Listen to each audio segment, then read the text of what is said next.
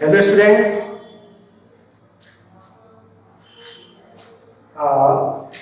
इस वीडियो में हम क्लास 12 फिजिक्स भौतिकी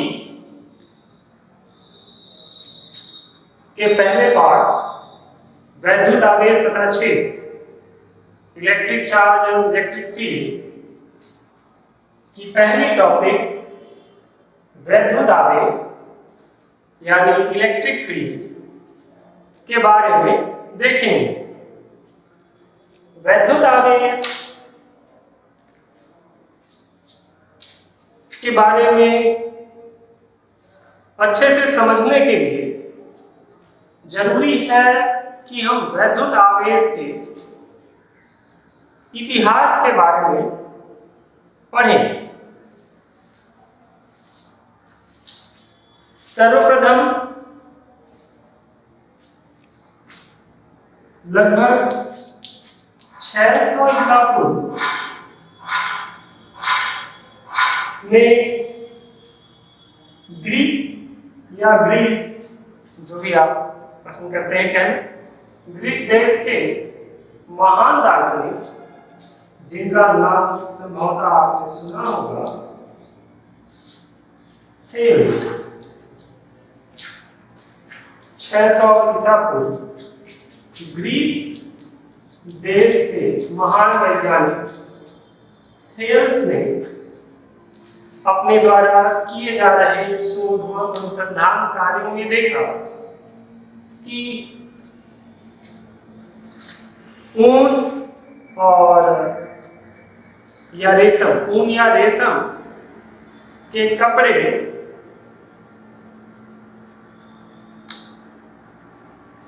एम्बर के साथ आकर्षण का गुण प्रदर्शित करते हैं। मतलब एम्बर और ऊन को यदि एक पास रखें तो दोनों एक दूसरे को आकर्षित करते हैं। ऐसे ही रेशम के कपड़े को और एम्बर को यदि पास रखें तो दोनों एक दूसरे को आकर्षित करते हैं। स्पष्ट करना चाहूंगा, एम्बर आप जानते होंगे कई प्रकार के वृक्ष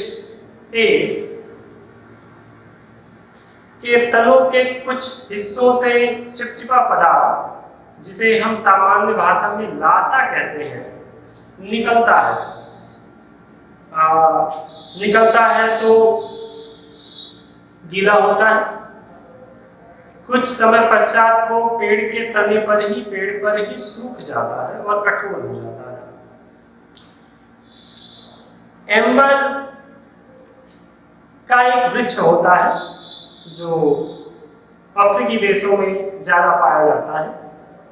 तो उसका ये जो चिपचिपा पदार्थ है, उसका जो लाशा निकलता है और सूख जाता है, वो कठोर हो जाता है, सूख के पत्थर की तरह कठोर हो जाता है। कभी कभी आपने देखा होगा सड़कों पे या रेलवे पटरियों के किनारों पे पत्थर गिरे होते हैं। उस पत्थर में कुछ चमकदार शीशे की तरह काले रंग का के पत्थर होते हैं, लगता है शीशा है, वही एम्बर होता है। तो एम्बर क्या है? पेड़ों के तने से निकलने वाला चिपचिपा पदार्थ लाशा है। एम्बर एक विशेष पेड़ है जिसका लाशा सूखने के बाद बहुत ज्यादा कठोर हो जाता है, पत्थर की तरह लगने लगता है। तो एम्बर और ऊन में या रेशम में आकर्षण का गुण देखा किसने? थेल्स ने। थेल्स यही नहीं रुके, थेल्स ने सोचा कि इन दो वस्तुओं में ये आकर्षण का गुण कैसे आ रहा है, दोनों चुंबक भी नहीं है। तो ये घटना एक स्वाभाविक घटना नहीं थी। थेल्स ने आगे अपने प्रयोग जारी रखे और उन्होंने देखा कि प्लास्टिक और कांच की अलग अलग छड़ें, एक प्लास्टिक की छड़ रॉड और एक कांच का रॉड, दोनों को यदि ऊन से या रेशम के कपड़े से रगड़ दिया जाए तो दोनों एक दूसरे को आकर्षित करती हैं।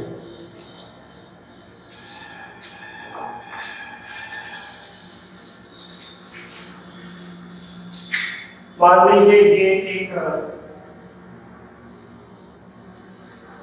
कांच की छड़ है, ग्लास रॉड और एक प्लास्टिक की छड़ है,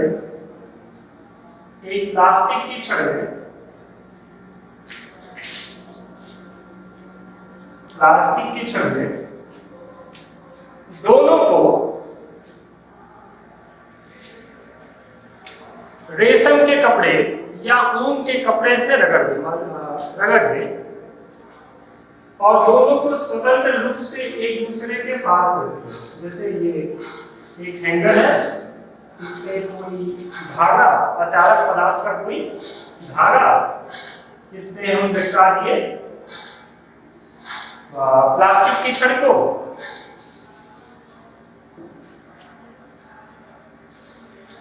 सॉरी, बन नहीं पा रहा। इससे हम लटका दिए प्लास्टिक की छड़ को और एक दूसरा हैंगर इसके पास एक दूसरा हैंगर जिसमें हम किसी अचारक पदार्थ, सामान्यतः रेशम का ही लेते हैं, जो धागे होते हैं किसके होते हैं, रेशम के, से एक प्लास्टिक की छड़। तो ये ग्लास रॉड है, शीशा, ग्लास रॉड जी से लिख देते हैं, ये प्लास्टिक की छड़ है, इसको पी से लिख देते हैं। ये दोनों रगड़े गए हैं किससे, ऊन से। दोनों छड़ें ऊन से रगड़ी गई हैं। जब दोनों को हम एक पास लाते हैं तो हम देखते हैं कि दोनों में आकर्षण होता है। ये वाला हिस्सा और ये वाला हिस्सा एक दूसरे के पास जाते हैं। मान लीजिए ऐसे दो छड़ें लटकी हुई हैं, मान लीजिए एक छड़ ये है, एक छड़ ये है, और जब आप इन्हें स्वतंत्र लटकाए होते हैं तो ये एक दूसरे को क्या करती हैं, आकर्षित कर लेती हैं, जुड़ जाती हैं एक दूसरे से। ये प्रयोग बेहद आसान प्रयोग है, आप भी घर पे करके देख सकते हैं। और यदि आपके पास लोहे, माफ करिए, प्लास्टिक और शीशे की छड़ें हैं तो आपको जरूर करके देखना चाहिए।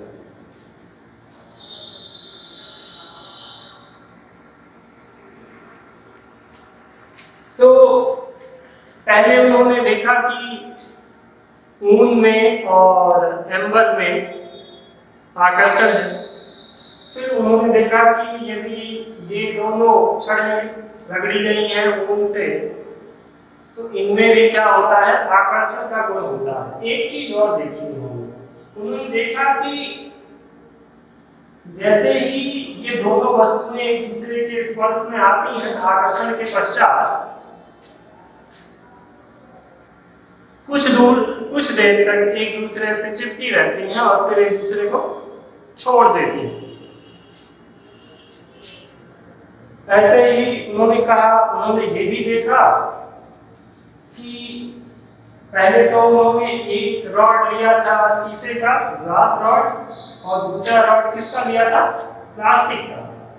उन्होंने कहा कि एक बार दोनों रॉड जो है दोनों प्लास्टिक के ले लिए। दोनों रॉड किसके ले लिए, प्लास्टिक के। तो अब क्या देखा कि ये दोनों एक दूसरे से दूर जा रहे हैं, एक दूसरे को प्रतिकर्षित कर रहे हैं। ऐसी कई घटनाएं उन्होंने देखी कि रॉड एक दूसरे को आकर्षित कर रही हैं, कभी एक दूसरे को प्रतिकर्षित कर रहे हैं। और तो उन्होंने निष्कर्ष निकाला कि यह एक नई भौतिक घटना है कि बिना किसी चुंबकीय शक्ति के भी वस्तुएं एक दूसरे को आकर्षित कर रही हैं या प्रतिकर्षित कर रही हैं। आपने देखा होगा ठंडियों के मौसम में जब आप किसी धूप में किसी आप कुर्सी पे बैठे होते हो तो आपके शरीर के रोएं, बाल कुर्सियों से चिपकने लगते हैं। ना आपका शरीर चुंबक है, ना वो प्लास्टिक की कुर्सी, लेकिन फिर भी वो एक आकर्षण का बल उत्पन्न हो गया। या जब आप कंघियों से बाल झाड़ते हो तो आप देखते हो कंघियों में बाल चिपकने लगते हैं। ना आपका बाल चुंबक है, ना वो कंघी, फिर भी आकर्षण का गुण उत्पन्न हो जाता है। तो यह घटना एक नई तरह की घटना है जो बिना किसी चुंबकीय प्रभाव के आकर्षण और प्रतिकर्षण का गुण प्रदर्शित करती है। थेल्स ने ऐसे ही प्रयोग जारी रखे और कहा कि ये जो पूर्ण सारी घटना है यह एक नए भौतिक राशि के प्रभाव में हो रही है या एक नए भौतिक राशि के कारण हो रही है, जिसे नाम दिया गया आवेश। जिसे नाम दिया गया आवेश। अब इस नाम देने में भी एक चीज है जो आपको बता देना चाहिए। आवेश को चार्ज कहते हैं। ये चार्ज वैद्युत आवेश होता है पूरा सा, तो हम कहते हैं इलेक्ट्रिक चार्ज। इलेक्ट्रिक चार्ज दो शब्द है, यहां हम देखेंगे इसे कहेंगे वैद्युत आवेश। यहां ये हमारा शब्द है मूल शब्द, क्योंकि थेल्स ग्रीक भाषा से थे तो उससे संबंध जोड़ते हैं। एक चीज का भी मैंने नाम दिया आपके सामने, एम्बर। एम्बर आपको बताया कि एम्बर एक विशेष प्रकार का पेड़ है जिसका जो लाशा होता है वो काफी सख्त कठोर होता है, जिसका प्रयोग आभूषण बनाने में भी किया जाता है। लगभग पीले या लाल या गाढ़े का कत्थई रंग का पत्थर। इसको एम्बर इंग्लिश नाम है। एम्बर को ग्रीक भाषा में कहते हैं इलेक्ट्रॉन। एम्बर को ग्रीक भाषा में कहते हैं इलेक्ट्रॉन। एक नई चीज है आपके लिए। एम्बर को ग्रीक भाषा में कहते हैं इलेक्ट्रॉन, क्योंकि ये गुण किसमें था? सबसे पहले थेल्स ने देखा कि ये आकर्षण करने का गुण किसमें है? एम्बर में। एम्बर ऊन को और रेशम के कपड़ों को आकर्षित कर रहा है। तो एम्बर को ग्रीक में कहते हैं इलेक्ट्रॉन। तो ये गुण है किसका?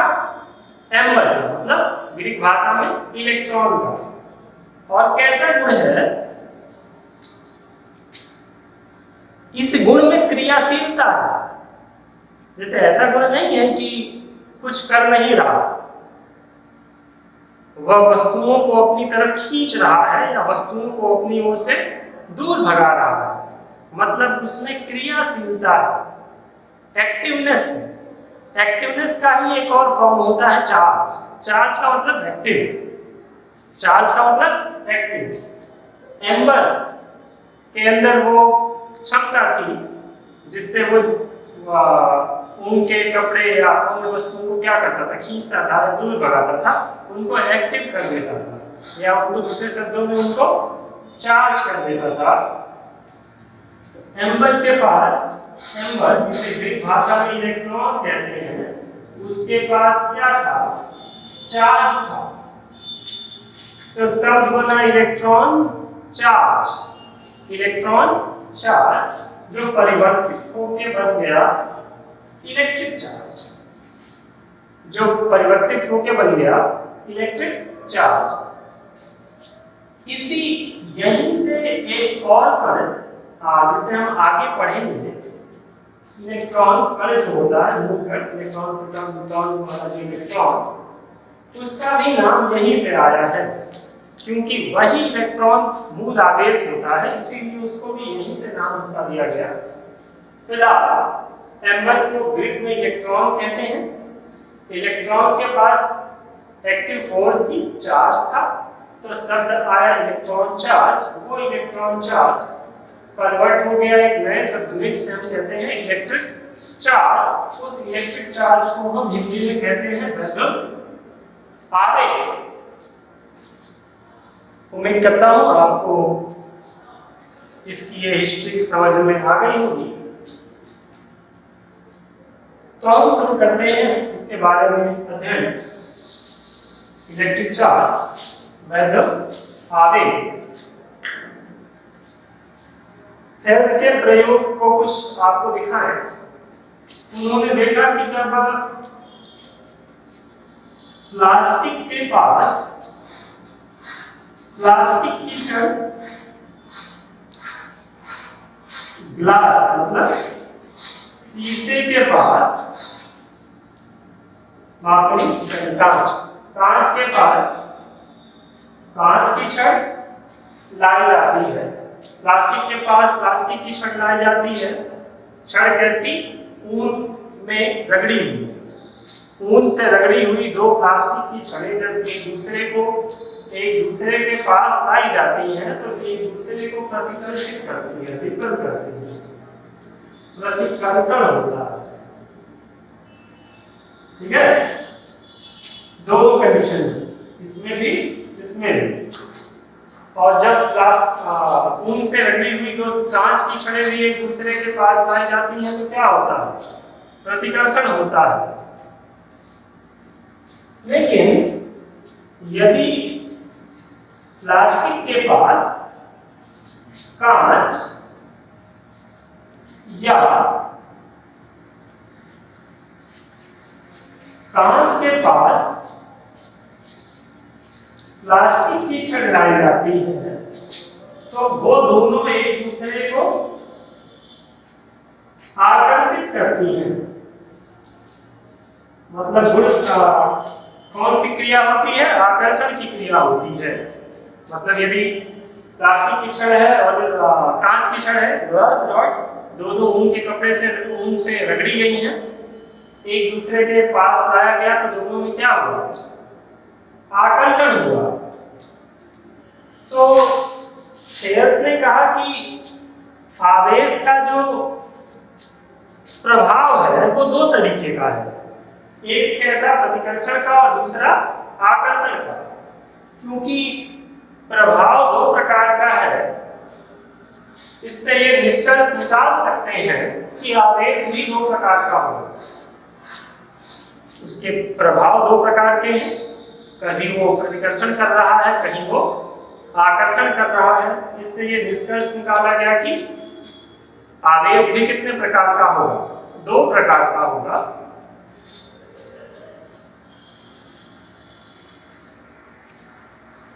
अब नाम देने की बात थी।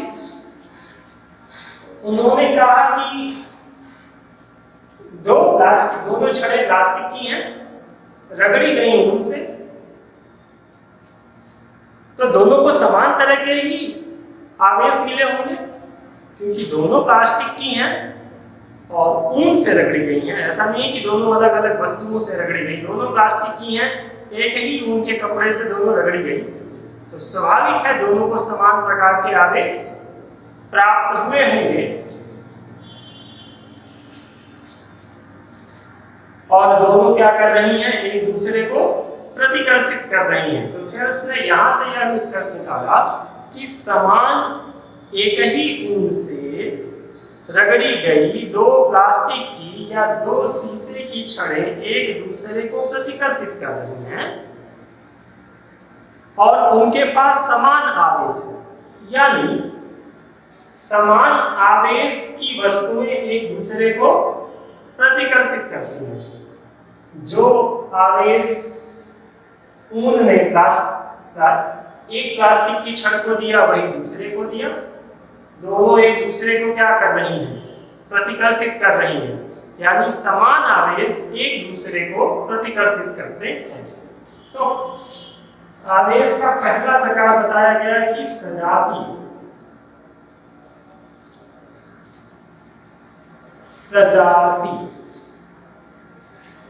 आवेश।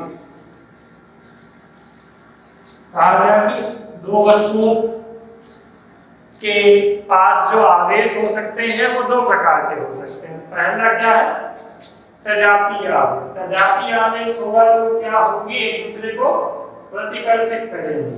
जबकि देखा गया कि यदि वस्तुएं अलग अलग हैं, प्लास्टिक है और ग्लास है, तो वो एक दूसरे को आकर्षित कर रही हैं, यानी दोनों को जब ऊन से रगड़ा गया होगा तो एक ने कुछ और आवेश पाया होगा, दूसरे ने कुछ और पाया होगा, और दोनों एक दूसरे को आकर्षित कर रही हैं। यानी यदि घटना आकर्षण की है तो किस प्रकार का आवेश होगा, विजातीय आवेश। विजातीय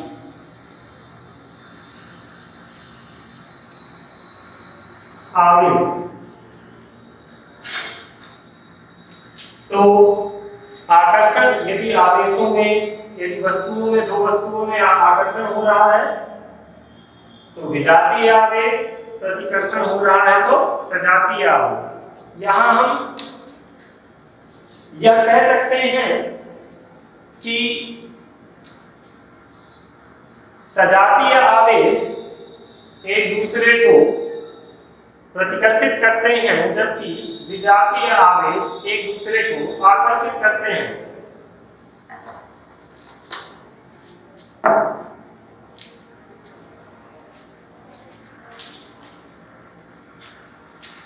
आगे देखते हैं।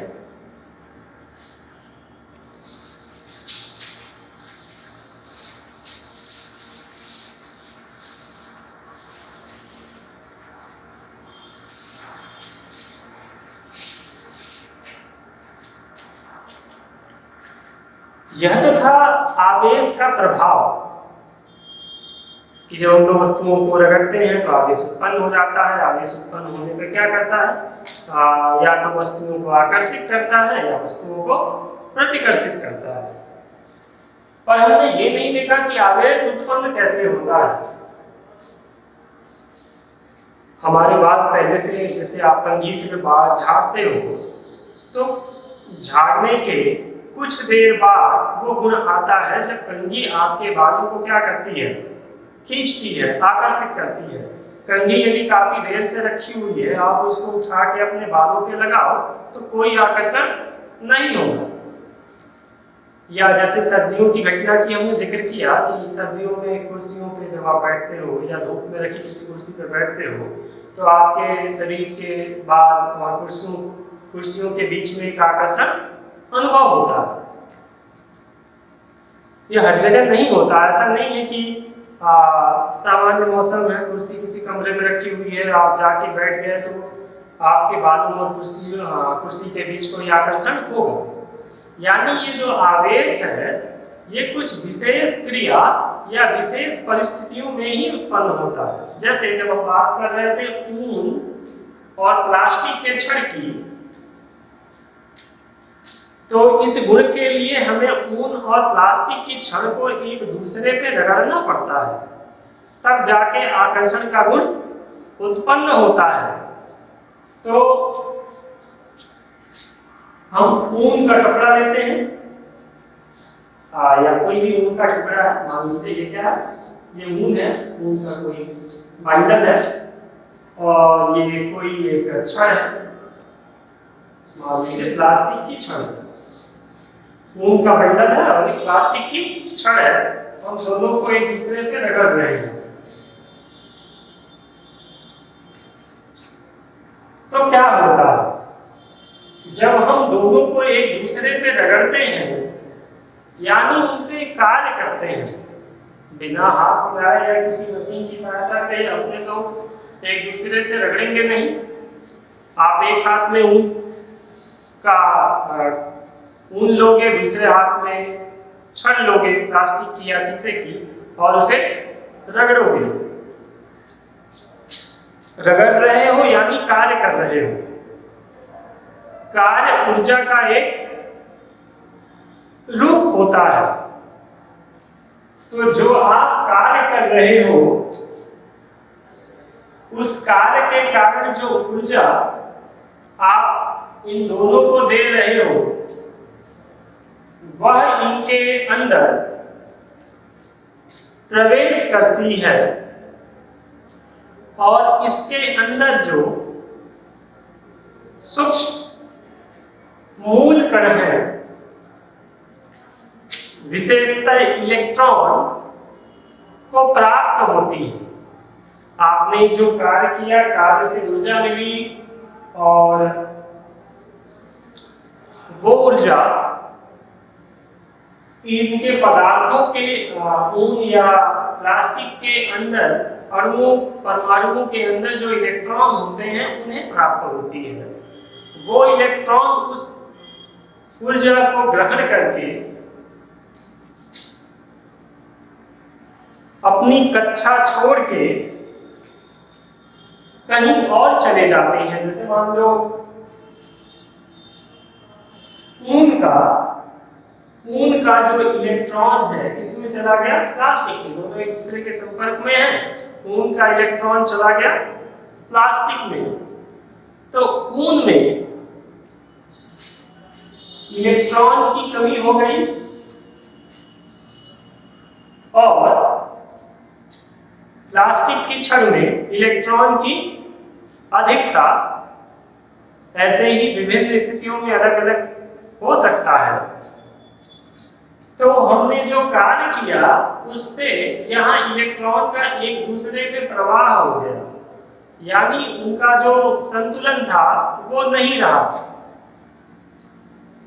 जब आप इन्हें एक दूसरे से दूर हटा लेंगे तो वो फिर पुनः अपने संतुलन को प्राप्त करने का प्रयास करते हैं और ये ऊन ऐसे वस्तु की तलाश करेगा जहां से इसको फिर से इलेक्ट्रॉन मिल जाए, या ये प्लास्टिक की छड़ ऐसे वस्तु की तलाश करेगी जिसको ये अपना अधिक इलेक्ट्रॉन दे सके।